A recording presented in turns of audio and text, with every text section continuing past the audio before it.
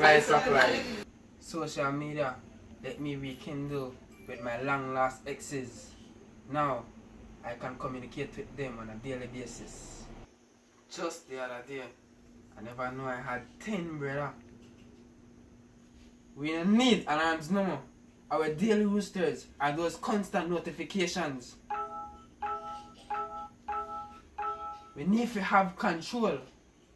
Society is doomed because virtual reality is cheaper. And we cease to be humans because of the virtual reality. Now let's go back to reality with Slice of Life.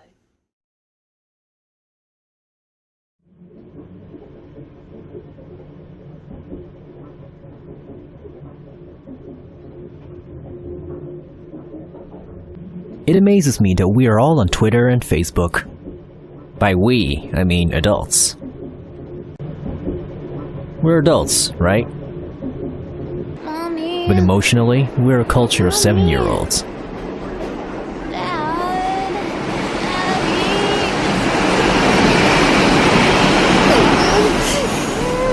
Have you ever had that moment when you're updating your status and you realize that every status update is just a variation on a single request? Would someone please acknowledge me?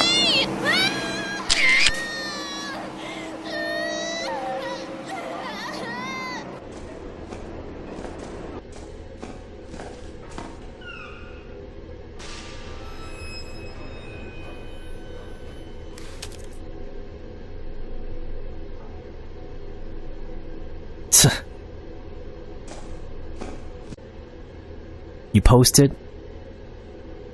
and you just wait it out.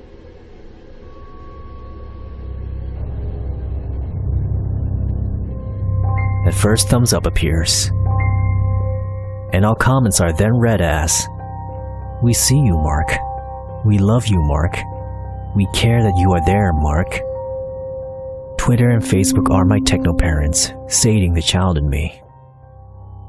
But they are not beyond abusing him.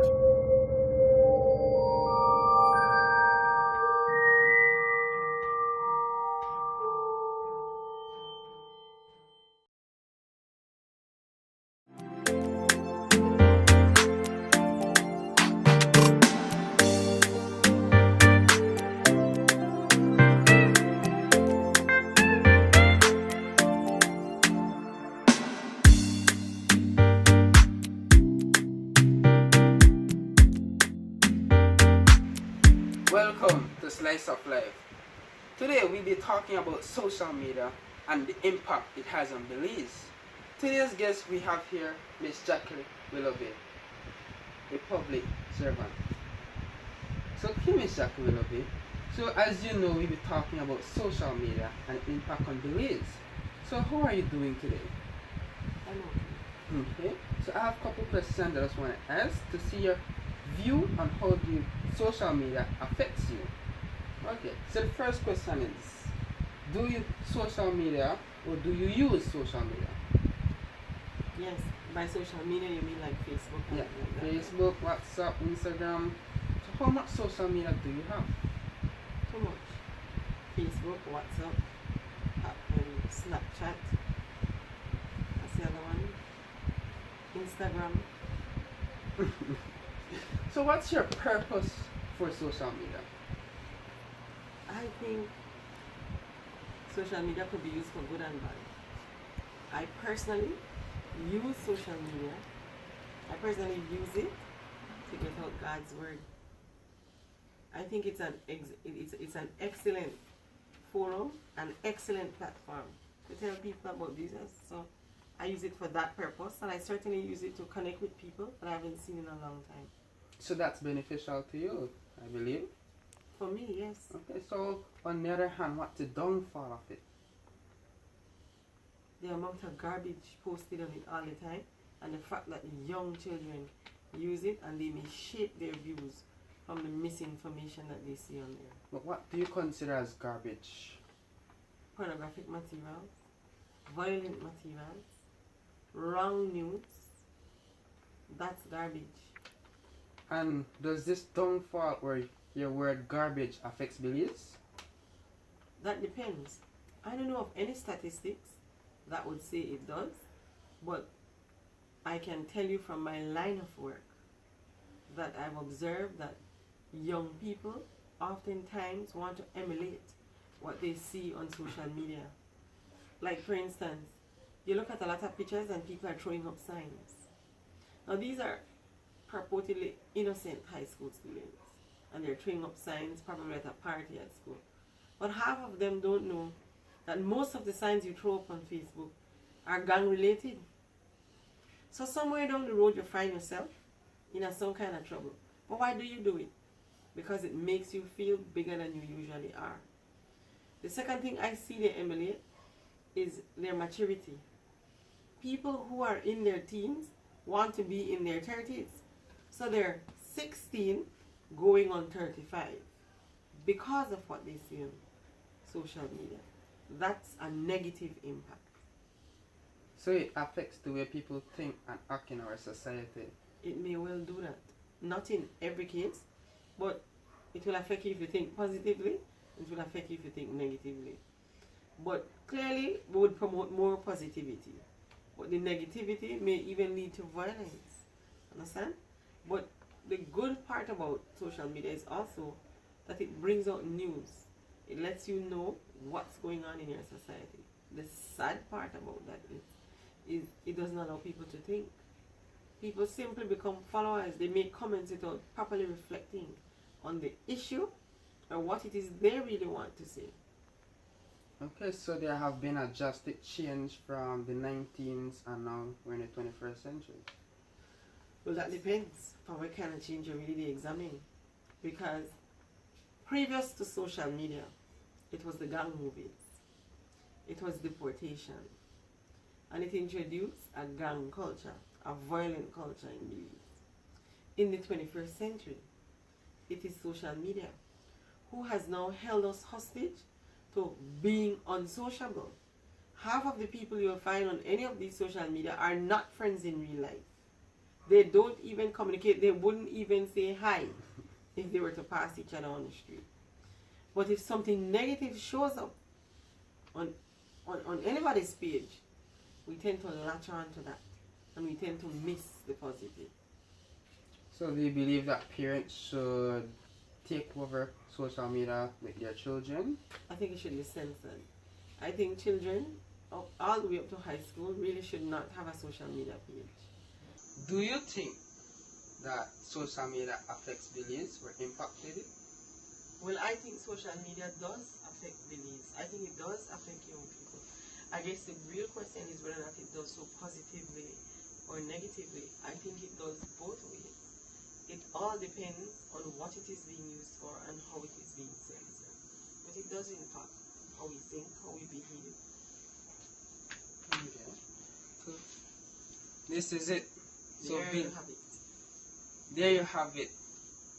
Social media has impacted Belize both positively and negatively. So it's up to you on how you want to use it and how much control you have over it. Thank you very much again, Miss Willoughby, for being on Slice of Life, and have a nice day.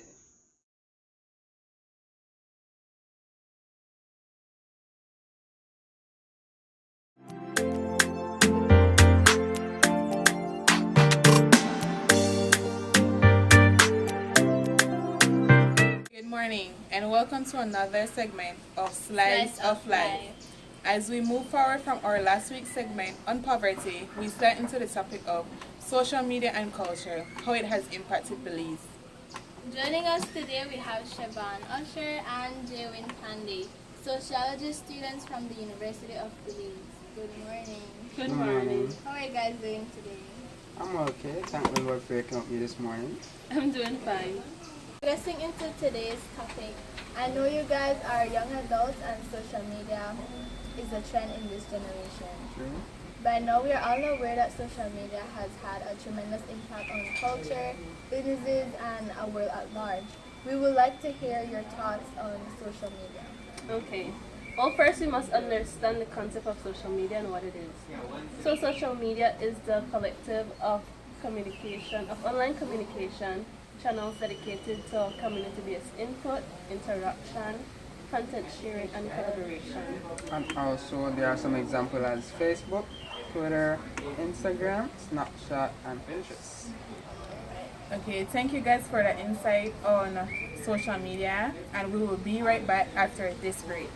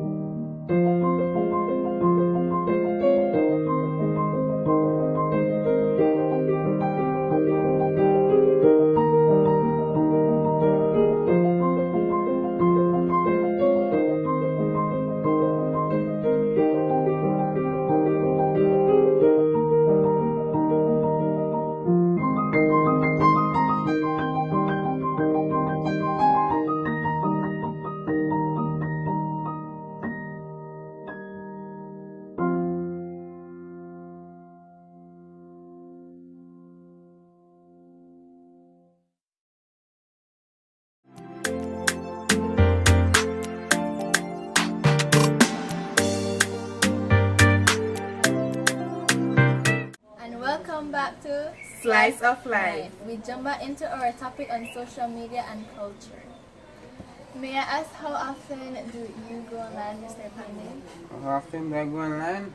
I go online at least 5 times a day for boredom or business or searching purposes and also entertainment. So how many social media do you have? I have about 4 social media. I have WhatsApp, Facebook, Instagram, Twitter, and that's about it. And you, Miss? I go online whenever I have free time, and I have WhatsApp, Snapchat, Instagram, Facebook. Do you feel that social media has an impact on young adults? Yes, I do believe it has an impact on young adults. It has a positive impact and also a negative impact. While the positive impact, it allows students to socialize better, allows students to do homework better. Also, back then, they used to have libraries to do homework, or it is not able to meet each other. So basically, social media makes it easier for them to communicate with each other, to do group work and such things. And on the negative side? On the negative side of social media, there's the bullying side, but there's always a positive side and a negative side towards life. And on a personal level, how does it affect you?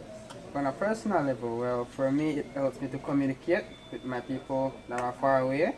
It helps me to advertise my mechanic brand out there for people to come into my shop. And it also let me know entertainment spaces that I can visit or see that I've never been there before.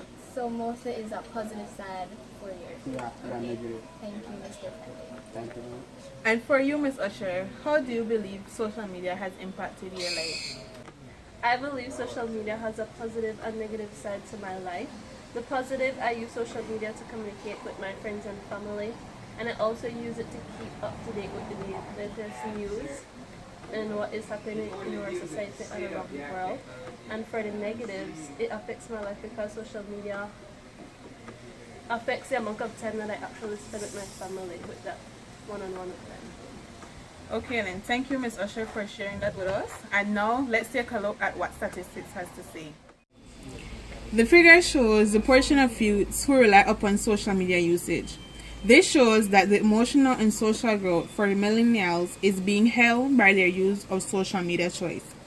As shown in the graph, the leading social media is Snapchat with approximately 76%, followed by Instagram and Facebook with 68% and Twitter 35%. Although social media has brought a positive trait, it is important to note that it also stripped us from communicating using physical interactions and activity such as face-to-face contact. We will continue right after this break.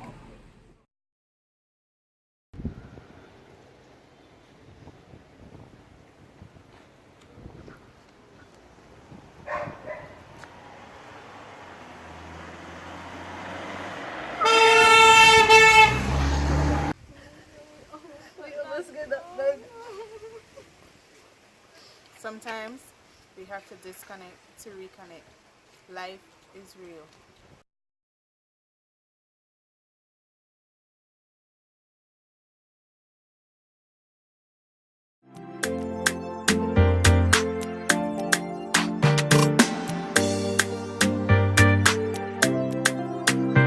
Welcome back to Slice of Life.